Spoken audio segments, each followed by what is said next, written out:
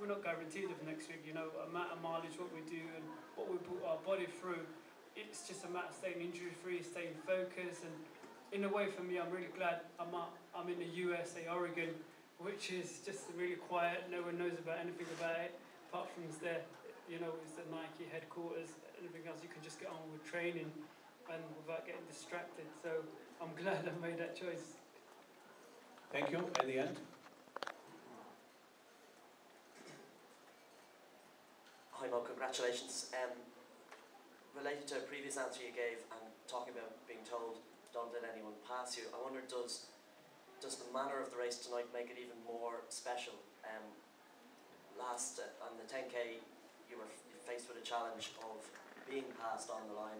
This time the same challenge came along but you were able to hold on. So does that make it more special that you should prove to yourself, if you like, that when that kind of challenge presents itself you're going to be able to combat it? Yeah, definitely. You've got to believe in yourself, and I learned a lot from the 10K, and you know, this time I know what Merga is capable. We've been sort of racing all season, and I know Bernard Lagat is a great athlete, and I've watched pretty much all his racing, seeing him, and you know, it's just a matter of knowing about everyone else and try and use the best tactics as you can that is going to win the race, and I'm glad that worked, and me, Alberto, my coach, sat down for a bit, look, this is going to do it, this is what you've got to do, and try and wind it up and just see what you can do. And I'm glad that worked. But you know, it's just mentally as well, you know, you've got to be so strong. You can't have negative thoughts, and I just try and, yeah, at times, yes, I was thinking negative and thinking, oh my God, not again, not again. But you know, you just have to believe in your coach and remember what he told you, and that's all I remembered. Thank you. More questions? Here in the first row. And also in the third row. Just a question for Bernard. I just wondered what your assessment of Mo is. You've won world titles. Mo seems to be on the rise. Is he the best distance runner in the world at the moment? What I think about Mo is he reminds me of an athlete who works hard. And you know, like I said earlier, what he achieved tonight is because of pure hard work. Nothing else, you know, listening to the coach and doing the work that is being given to do. And yes, if you ask me, is he the best runner right now? Yes, he's among the best runners in the world right now, especially in the longer distance, 10,000 and 5,000 meters. So, you know, Mo Farah, he has recorded the fastest time in the world, 12:53. Yeah, and I know mine, 12:53.60. So, and he was, you know, a few seconds ahead of me. I mean, less than a second ahead of me. So he is by far, you know, the strongest athlete this year. I said from the beginning, coming here, you know, Mo Farah is going to be the athlete to watch. He's going to be the favorite.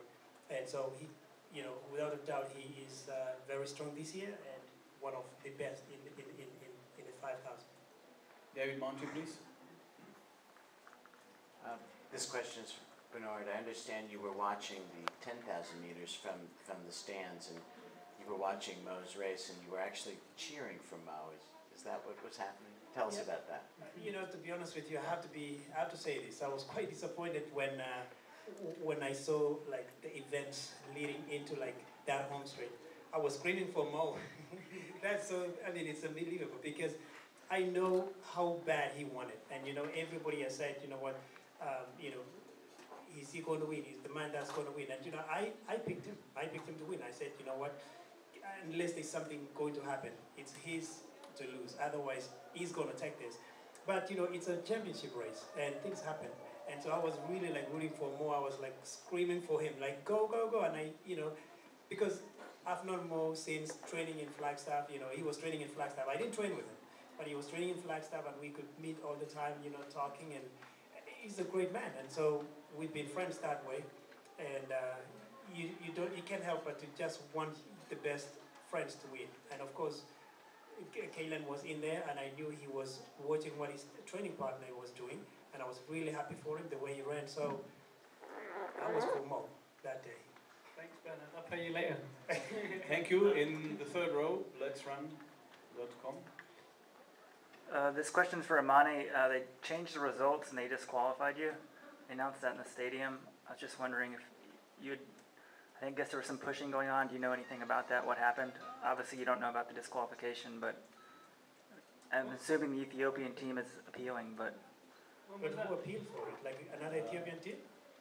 We will see, because we should not be the first one to tell him. Yeah, But that's now not it's nice. happening, That's true. Yeah. and we don't know what is going on, of course, officially, and the victory ceremony is over, as you know. And Well, definitely I there guess- will be another protest from the Ethiopian team, so we should wait till how everything will end. But there is a protest, Imane, against you, and a possible disqualification. But of course, you should speak with your team and Ethiopian officials. That's not our role to discuss this here. Now, if you want to say something, of course you can, but I'm not sure. Yeah, I think it's quite hard to just give him like this. I think it might be better to explain from someone from his country. Yes, man. yes. I mean, does he know what happened during the race? I mean, he doesn't have to talk about whether it was fair or just, but was there contact? Were you pushed during the race? Okay. It doesn't know. I think someone needs to explain. Yes, yes. That's not our role as journalists. More questions, please? Yeah. At the end there. Yeah. This question's from Bernard. Bernard, we've seen each other at a lot of races over a lot of years. I'd like to ask you, sort of as one of the veterans of the American team now, this team was not highly regarded by a lot of people coming into this meet, and except for the excitement of this last sprint relay, this team has, I think, exceeded a lot of people's expectations. What do you think when we go home, people are going to say and think about the performance of this American team, please? You know, I think when we go home, we are going to look at, you know, from my own assessment, I think the young athletes who, you know, were coming into this championship for the first time or maybe even second time, they are the ones actually that stepped up. You know, I think if anything was to be, I don't think anything can be really changed, but you know, everybody really worked hard. And I think for me as a veteran, I'm really happy to see the new athletes like stepping up really well. You know, like if you look at the 1500, Matt Central is coming third. People were not even thinking he's going to really get up there. So I think, I didn't know that what people were talking about, like maybe they were expecting like mediocre performance from our athletes, but I think our athletes stepped up and did well. Look at the 1500 meter women.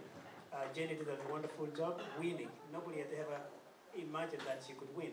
But I think that is going to actually tell our young athletes back home that, you know what, if Jenny can do, if Matt can do, and Bernard can still do up there, can we motivate those kids? I believe we are motivating them right now to be the best. And I think the country should actually, or the track fans should actually welcome the athletes, and I believe that, you know, the athletes did the best they could in this championship. So I'm proud of my team. Thank you.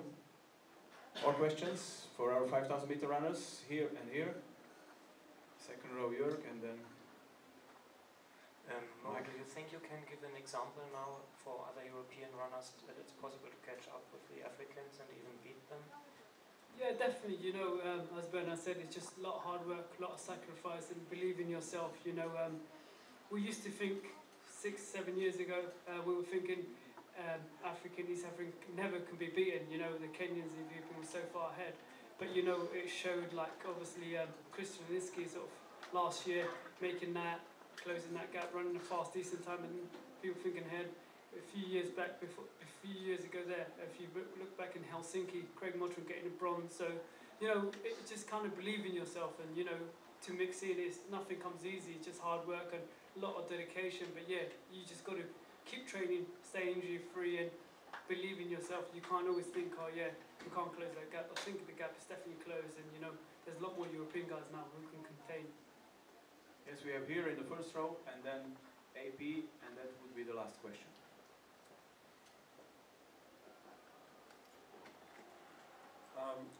Talking of interesting results, do you think, Bernard, that blood testing has actually had a beneficial effect in these championships, that it's leveled the playing field?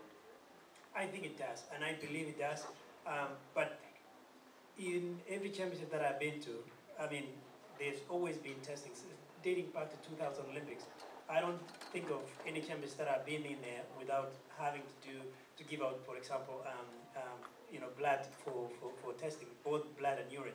So I think the addition of everybody now being at the championship has to be tested. I think that is really good, and I welcome it.